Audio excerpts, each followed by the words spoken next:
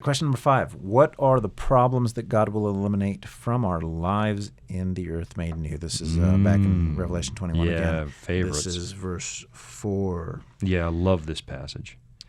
Let's see. And God will wipe away every tear from their eyes.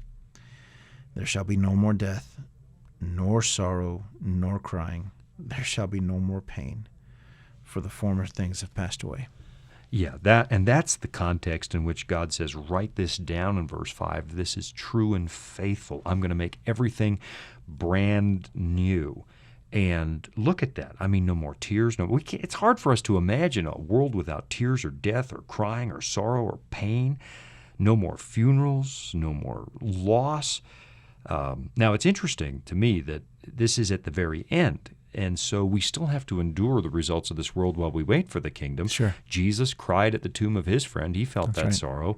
We will have to cry in the meantime. But what God says is, hey, hang in there. I'm going to eliminate all those things. And what is it? Hebrews 2:15 says that even now, before Jesus comes, he's removed the fear of death from us. That's right. He's taken away the fear of death. And to have no fear of death in your life changes how you live. It changes how you live. Yeah. Most of the decisions we make, especially later in life, have to do with, finish line's coming. That's right. There's no finish line here. As I read this, the word that really stands out to me is pain. Mm-hmm. And I know that there's folks that are listening right now that are in pain in one way, shape, or another. Life has beat them up, whether it be a loss of loved ones, loss of jobs, choices that they've made. There's just a lot of pain that's happening in the brokenness. God's promise here is that He will take away all of this pain. There will be no more pain. Right. And that to me is incredible. And he's not making that promise in ignorance. No. He's come here as a human being. He's lived here. He's felt those same pains that people are feeling now. Jesus was ridiculed by his siblings.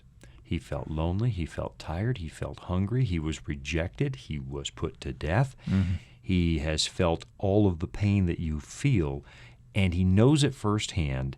And so he's not making some flippant promise, I'm going to remove pain. He gets it. He's That's been right. here, and he's going to remove it forever. That's right. And I have found, Sean, that even while we're in this pain, reading this Bible, studying it, and spending time with the Lord, somehow it makes the pain tolerable. Yes, it really does. It really does. And this is actually my favorite passage.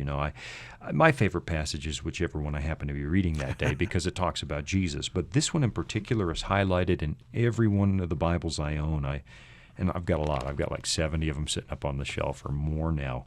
But this one I've been banking on because I might be a preacher, but I get it. Death, sorrow, crying, pain. I've lived with all of those things. That's right. And I know Jesus is the answer, and I'm banking on this. And you're right. He alleviates pain even in the meantime as you wait. It is better with Jesus as we wait. Right. He says that he'll make the burden light on Right. us, which is wonderful.